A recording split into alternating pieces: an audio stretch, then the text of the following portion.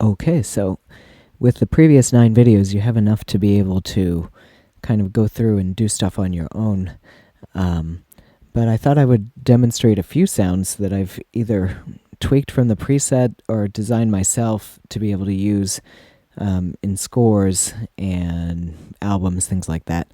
I'm finding that this sort of lends itself to, in my head, sort of like a polysynth type of thing, like a keyboard type of sound, or, it does basses very well too, and a few leads. So I'm going to just show you a few sounds. We have a distorted bass here, which I'm not sure if this was a preset or if this is one that I just totally adjusted. But you can kind of hear what's happening here. We've got the cross modulation going to the shape and the pulse width modulation of VCO1, so it's giving this like beating sound.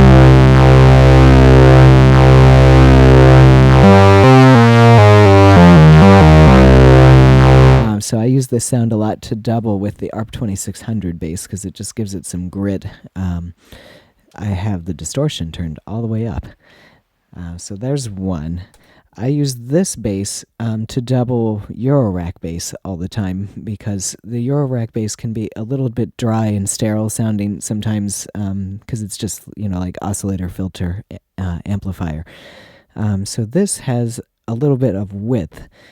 So what I do is I just double the Eurorack bass and I turn it up barely so you can hear it. Let me turn that up a little bit. And what that does is it just gives some width to the Eurorack bass. And then finally, we have this bass.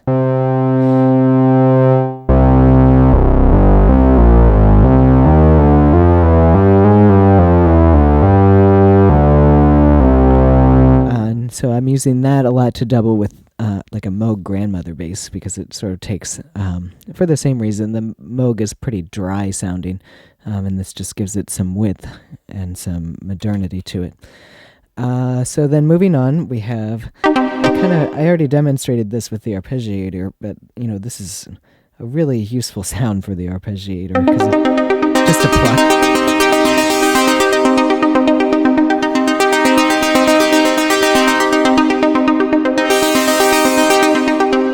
So it really lends itself to that. This is just 2 square waves with a pretty short, it's a pretty long amplitude envelope. The release is way up and the filter is way down. So what's happening is the filter is gating. And as I turn the filter up, the notes get longer. And if you get the pan spread a little wider, it does some useful stuff for you in terms of creating a stereo field. This is my Polysynth sound.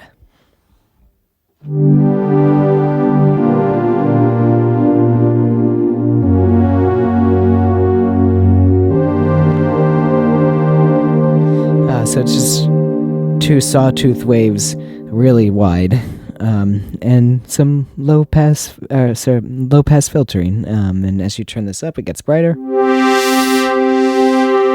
And the delay goes a long way towards sort of making this sound bigger.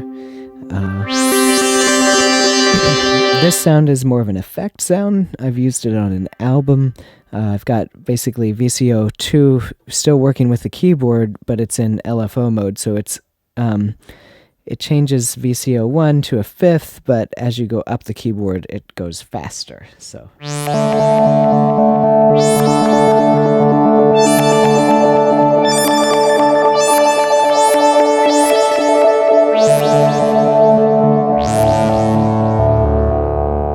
So you hear that pitch modulation happening slower and slower as I play down the keyboard. It's got pretty resonant filter, which is just gorgeous sounding, because that's like the big strength of this device. It's just so, the filter sounds so good. Let me find, there should be a keyboard sound. And this is sort of the gentler version of that. Where's 27? Okay, so this is like my electric piano sound.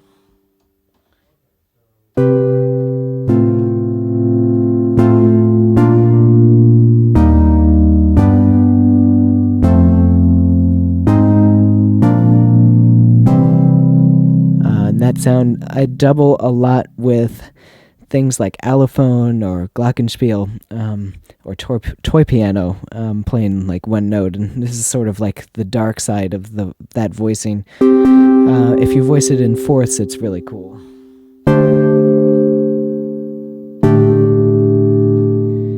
And then you put a bell on top of it, and it makes this really big, wide sound. And one more.